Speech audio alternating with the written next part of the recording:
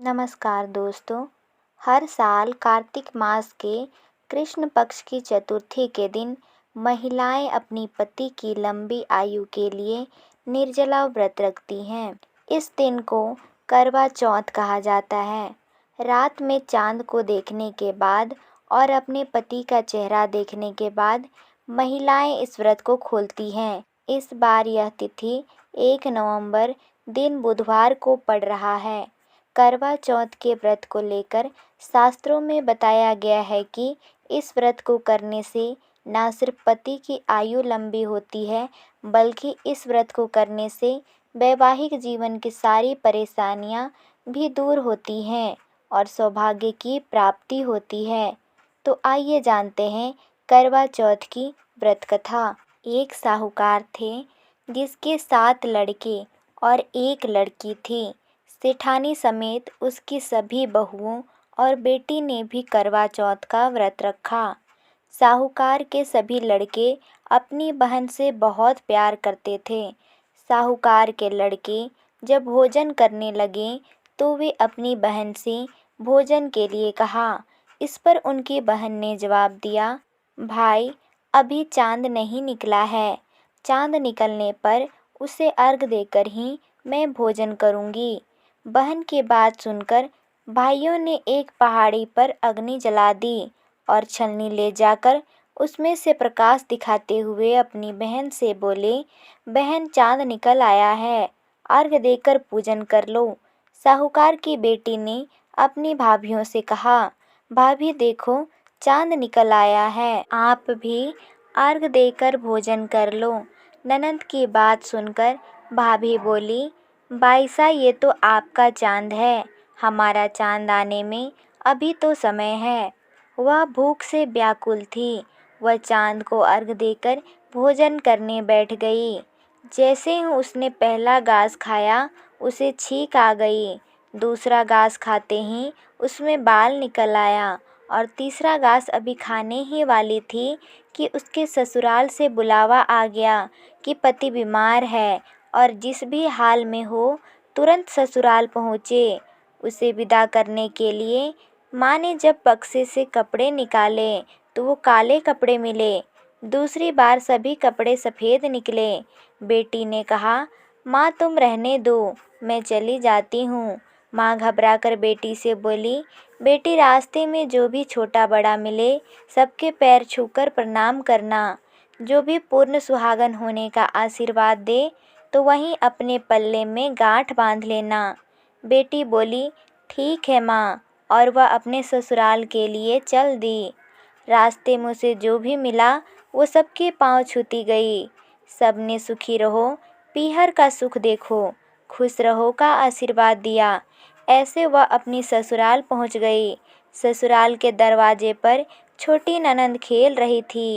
जब उसके पांव छुए तो उसने आशीर्वाद दिया, सदा सौभाग्यवती रहो, पुत्रवती रहो और पूर्ण सुहागन हो। यह सुनते ही उसने अपने पल्ले से गांठ बांध ली। घर में अंदर गई तो उसने देखा कि उसका पति मरा हुआ जमीन पर लेटा है। उसे ले जाने की तैयारी हो रही है। वह बहुत रोई, बहुत चिल्लाई। जैसे ही उसके पति को ले जाने लगे वह रोती चिल्लाती हुई बोली, मैं इन्हें नहीं ले जाने दूंगी। फिर भी जब कोई नहीं माना तो वो बोली, मैं भी जाऊंगी। और वो नहीं मानी तो सब बोले, ले चलो साथ में। जब पति को जलाने का समय आया तो वो बोली, मैं इन्हें जलाने भी नहीं दूंगी। तो सब बोले, पहले तो पति को खा गई, अब उसकी मिट्टी भी खराब कर रही है। लेकिन वो नहीं मानी। गांव के और परिवार के सभी बड़े लोगों ने यह निर्णय किया कि इसे यहीं रहने दो, इसके लिए एक झोपड़ी बनवा दो। वो वहाँ अपने पति को लेकर रहने लगी। वो पति की साफ सफाई करती, उसके पास बैठी रहती। उसकी छोटी ननंद दिन में 2 बार आकर उसे खाना दे दिया करती।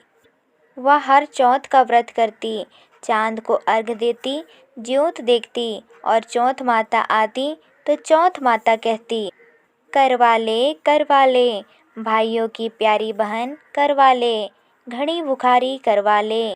तो वह चौथ माता से अपने पति के प्राण मांगती और चौथ माता उससे कहती कि जब हमसे बड़ी चौथ आएंगी तो उससे अपने पति के प्राण मांगना। ऐसा करते करते सभी चौथ आई और सभी यही कहकर चली गई। आश्विन की चौथ बोली, तुझसे कार्तिक की करवा चौथ माता नाराज हैं, वही तेरा सुहाग लौटाएंगी। जब वो आएंगी तो उनके पैर मत छोड़ना। जब करवा चौथ आने वाली हुई तो उसने अपनी छोटी ननद से 16 श्रृंगार और सुहाग का सारा सामान मंगवाया और करवे भी मंगवाए। सास ने सोचा, पागल हो गई है, जो मांगती है दे आओ। साहूकार की बेटी ने करवा चौथ का व्रत रखा। चांद निकलने पर अर्घ दिया, चौथ माता की ज्योत करी।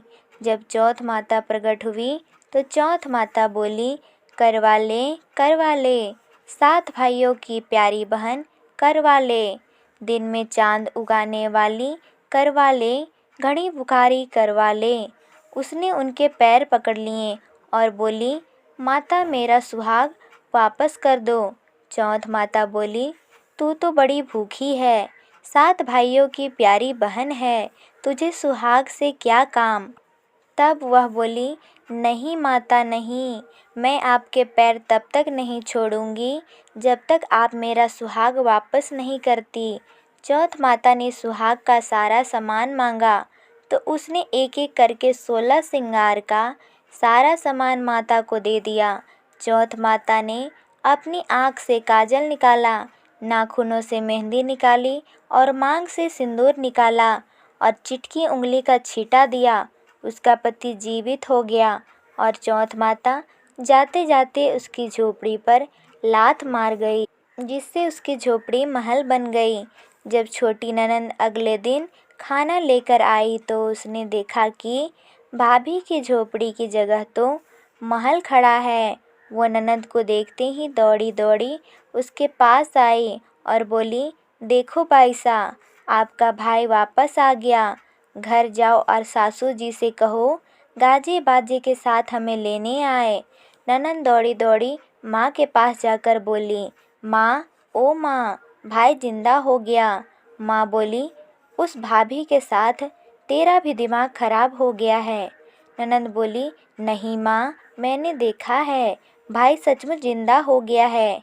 भाभी ने गाजे बाजे के साथ हमें बुलाया है। सभी घर वाले गाजे बाजे के साथ अपने बेटे को लेने पहुँचे। बेटे को जिंदा देखकर सास बहू के पैर छूने लगी और बहू सास के पैर छूने लगी। वो बोली, देखो माँ, आपका बेटा वापस आ गया। सास बोली, मैंने तो साल भर पहले ही इसे अपने घर से भेज दिया था। वो तो तू ही थी जो इसे वापस लेकर आई है। हे चौथ माता, जैसी कृपा साहूकार की बेटी पर किया वैसे ही कृपा इस कहानी को कहते, सुनते और हुंकार भरते सब पर कृपा करना, सबको अमर सुहाग देना।